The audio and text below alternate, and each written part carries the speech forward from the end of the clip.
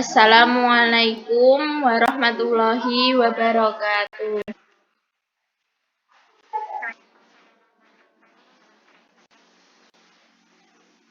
Perkenalkan, nama saya Devi Yolanda Putri. Di sini saya akan membacakan tentang pemahaman tumbuh kembang anak selama COVID-19.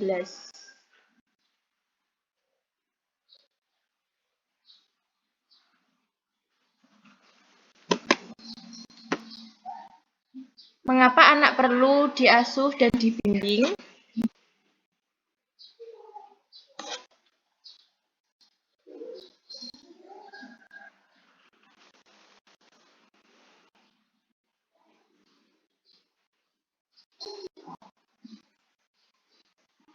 Ya, yang pertama,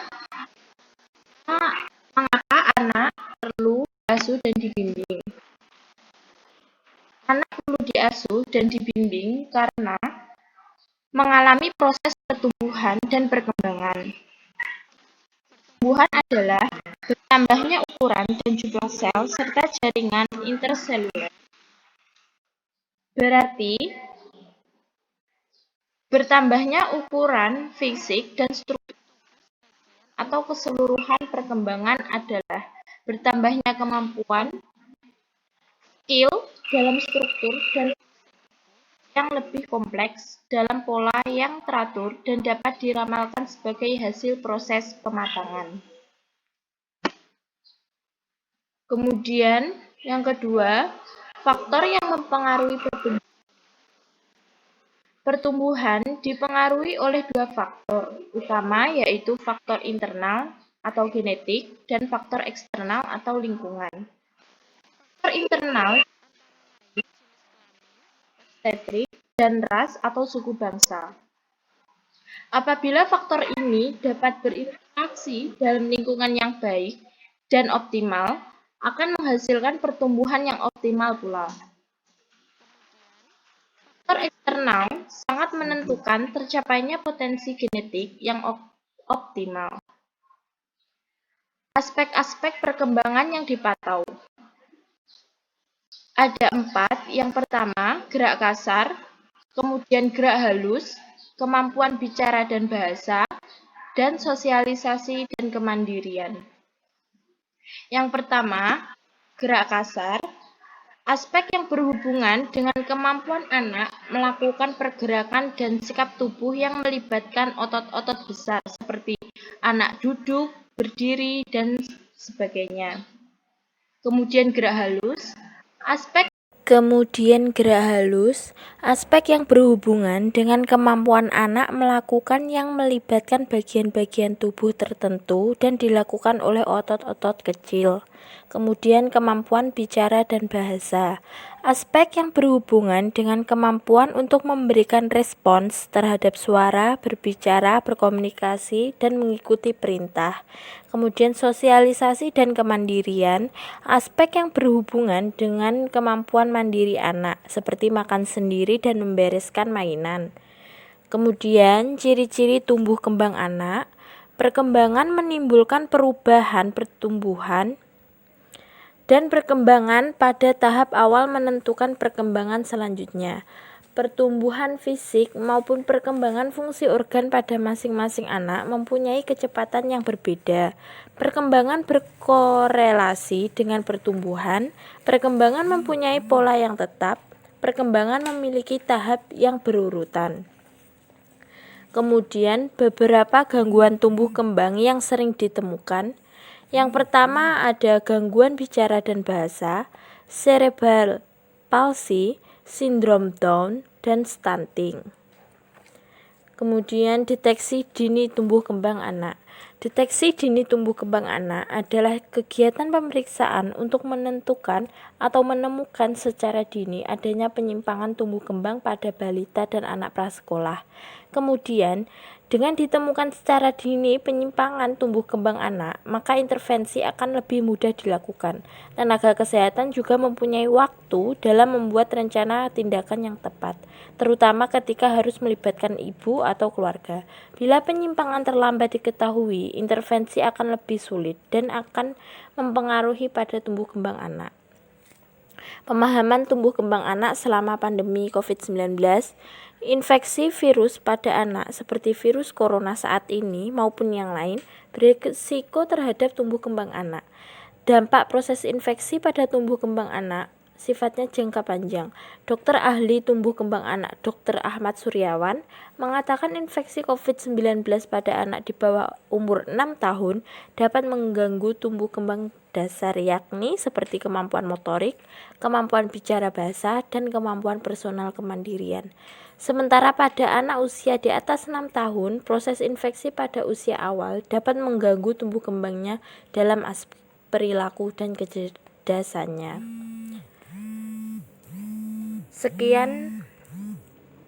Sekian dari saya. Apabila ada kurang lebihnya akan dilanjutkan materi dengan Alisa. Silahkan.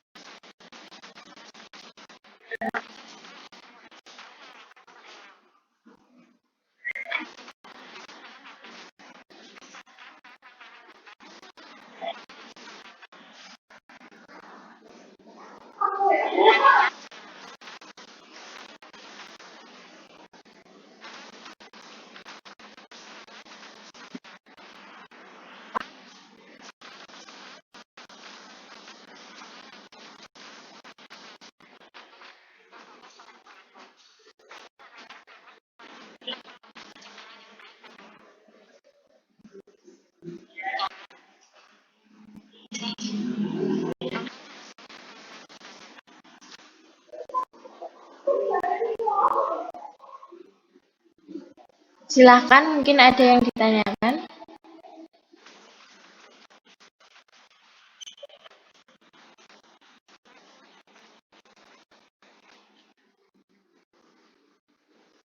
Iya.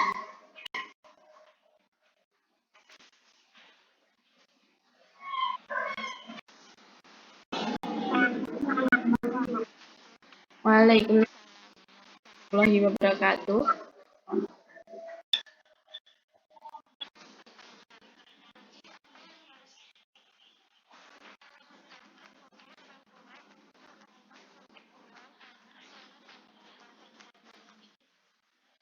Iya, saya akan menjawab pertanyaan dari Ibu Ani.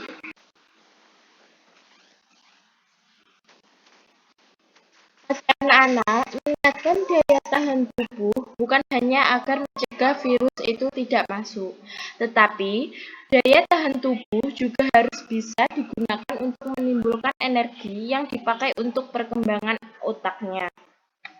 Dengan demikian, mengamankan daya tahan tubuh selama masa physical distancing itu mencakup 3 hal. Pertama, mengatur pola aktivitas fisik tergantung usia anak tersebut, dan mengatur aktivitas tidur si anak, dan yang paling penting adalah mengatur pola pemberian nutrisi sebagai upaya dasar yang harus dilakukan orang tua selama fase physical distancing atau mandiri di rumah. Bagaimana Bu Ani?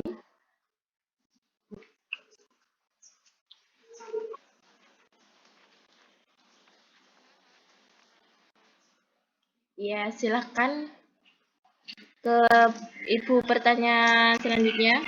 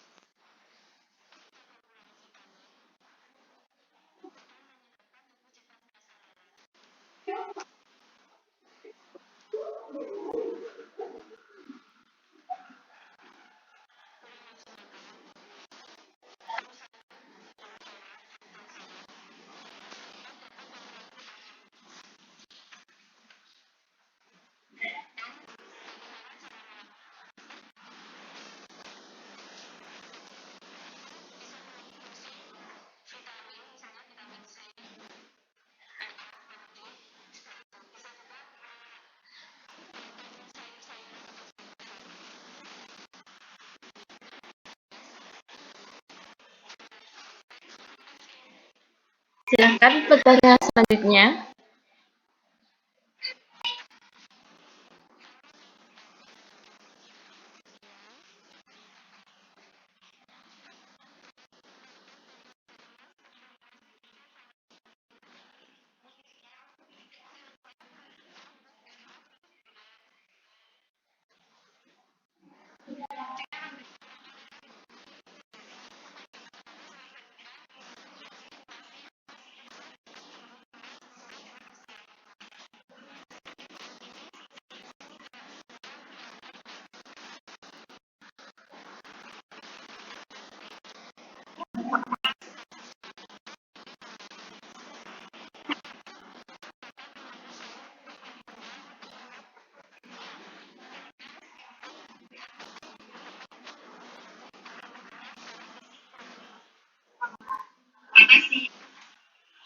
Nah, saya akan menjawab pertanyaan dari Ibu Ivanka.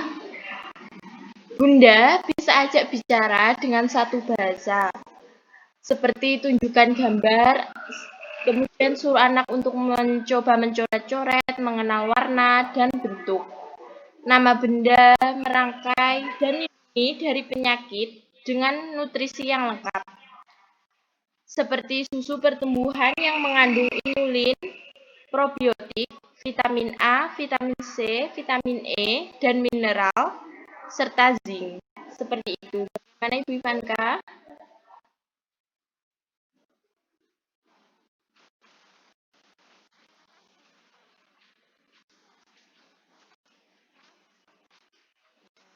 Mungkin ada yang ditanyakan lagi.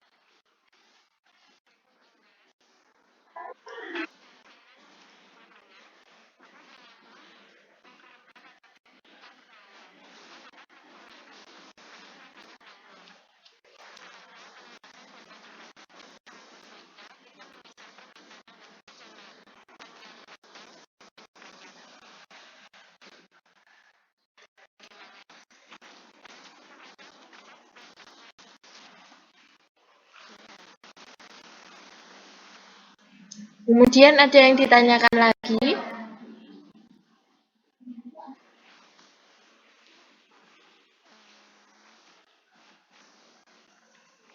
Jika tidak ada, saya akan menutup pemberian materi hari ini. Mungkin Ibu Alisa dari Bidan Alisa bisa menambahkan.